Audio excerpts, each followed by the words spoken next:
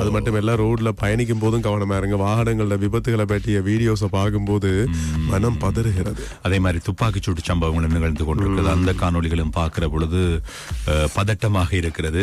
இப்பொழுது மின்சார எப்படியெல்லாம் உங்களுக்கு துண்டிக்கப்பட போகுது அப்படின்னு சொல்லி அறிக்கை அந்த சுற்று நிறுவனம் எல்லாம் வெளியா இருக்குதவா, ABCD அப்படி எல்லாம். நீங்க எதுக்குள்ள இருக்கிறீங்கன்னு தெரியல, இதுக்குள்ள நான் பார்க்கல. ஆனாலும் மேலே சிக்கலுக்குரிய விஷயம் தான் இது.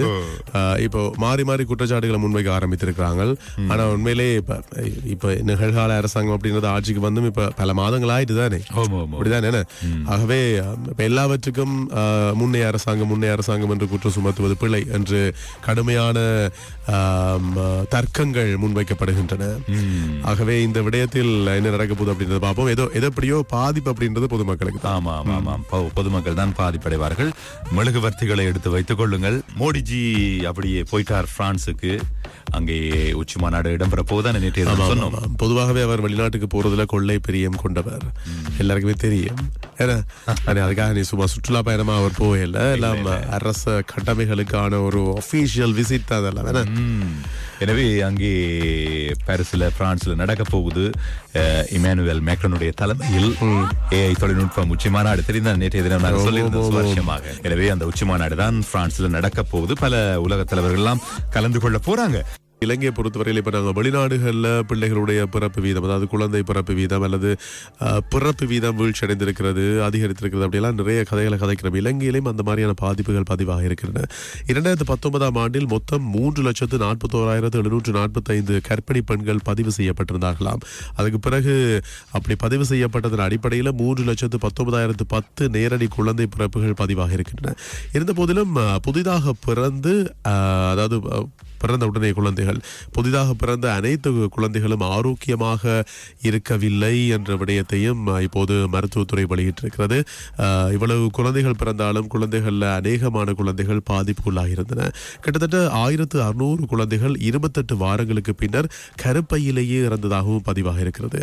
பிறந்த குழந்தைகளில் 35% பிறவி குறைபாடுகள் காரணமாக பாதிக்கப்பட்டிருக்கின்றன. இன்னும் பல, அதாவது பிற கரு கோளாறுகள், இப்படி நிறைய பாதிப்புகள் எல்லாம் குழந்தைகளுக்கு இருந்ததாம் என்று மருத்துவத்துறை நேற்றைய நாளில் ஒரு அறிக்கையாக முழு விவரத்தையும் வெளியிட்டிருக்கிறது. இலங்கையில் பிறப்பு வீதங்களில் குறிப்பிடத்தக்க சரிவு ஏற்பட்டிருப்பதாக சுட்டிக்காட்டப்பட்டிருக்கிறது. 2019 3,19,000 இருந்து 2023 2,47,900 குழந்தைகளுடைய பிறப்பு வீதம் குறைந்ததாகவும் சொல்லப்படுகின்றது. கிட்டத்தட்ட 2,700 குழந்தைகள் தங்களுடைய முதல் பிறந்த நாள் அன்றே, அதாவது பிறந்த நாள் என்றால் ஒரு வருஷம், பிறந்ததிலிருந்து ஒரு வருஷம் பிறந்த நாளை கொண்டாடுறதுக்கு, முதலாவது பர்த்டே கொண்டாடுறதுக்கு உயிரோடு இருக்கவில்லையாம். அப்படி 2,700 குழந்தைகள் தங்களுடைய முதலாவது பிறந்த நாளை கூட கொண்டாடவில்லை என்று சுட்டிக்காட்டப்பட்டிருக்கிறது. பிறந்த உடனேயே முதல் நாளிலேயே 453 குழந்தைகள் இறந்ததாகவும் சொல்லப்படுகின்றது. 951 குழந்தைகள் 2 முதல் 7 நாட்களுக்குள் இறந்திருக்கின்றன. 527 குழந்தைகள் 8 முதல் 28 நாட்களுக்குள் இறந்திருக்கின்றன. அதிகபட்சமாக 855 குழந்தைகள் 28 நாட்களுக்குள் இறந்ததாகவும் நேற்று நாள் சுட்டிக்காட்டப்பட்டிருக்கிறது. மொத்தமாக ஒவ்வொரு ஆண்டும் 4000 5,000 குழந்தைகள் பிறவி குறைபாடுகள் காரணமாக பாதிக்கப்பட்டே பிறப்பதாகவும் சுட்டிக்காட்டப்பட்டிருக்கிறது. அதே நேரத்தில் 900 1000 குழந்தைகள் ஒரு வயதுக்கு முன்பே இறந்து போவதாகவும் பதிவாக இருக்கிறது. எனவே இது சம்பந்தமாக பெற்றோர் கூடுதலாக அவதானத்தோடு இருக்க வேண்டும். பிள்ளைகள் விஷயத்தில் மிக மிக அவதானமாக இருங்கள். பிறந்த பிறகு கூட குழந்தைகளுடைய ஆரோக்கியம் சம்பந்தமாக அதிகம் சிந்தியுங்கள் என்பதை ஞாபகப்படுத்திக் கூட நாங்கள் பிரான்ஸ் நாட்டில் ஒரு வித்தியாசமான விஷயம் நடந்திருக்கிறது. அங்கே புகையிரத நிலையத்தில் ஒருவர் போகும்போது பேசிட்டே போயிருக்கிறார். போன்ல பேசுறது பிரச்சனை கிடையாது, ஆனால் ஸ்பீக்கர் போட்டு பேசிட்டு போயிருக்கிறார். அப்படி ஸ்பீக்கர் போட்டு பேசிட்டு போகும்போது அங்க இருக்கிற அதிகாரி ஒருவர் வந்து சொல்லியிருக்கிறார், ஸ்பீக்கர் ஆஃப் பண்ணுங்க, இல்லாட்டி உங்களுக்கு ஃபைன் அடிப்போம்.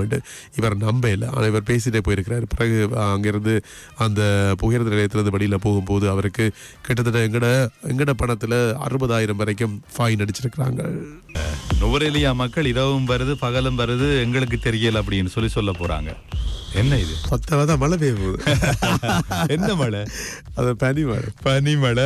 நுவரெலியாவில் இன்றைக்கு சில இடங்களில் உரை பனி பெய்ய வாய்ப்புள்ளதாக சொல்லப்பட்டிருக்கிறது. இப்ப கனடா மாதிரி சில இடங்கள்ல நுவரெலியா இருக்க போது. வாகனங்கள் போகும்போது இந்த மாதிரி சத்தம் சவுண்ட் எஃபெக்ட்ஸ் எல்லாம் போட்டு காட்டணும். நாங்கள் அந்த அளவுக்கு பெய்ய வாய்ப்பு இல்லை, ஆனா சாடையா இருக்கு சொல்லப்பட்டிருக்கு. பனிக்கட்டிகள் மாதிரி உறைந்து சில இடங்களில் காணப்படும் அப்படின்னு சொல்லப்பட்டிருக்கிறது. அங்கிருந்து தகவல்களை தாங்க எங்களுக்கு அப்படி பெய்தால் மழை உறைந்து அந்த பனி உறைந்தால் உடனடியாக உங்களோடு பகிர்ந்து கொள்ள நாங்கள் தயாரா இருக்கிறோம்.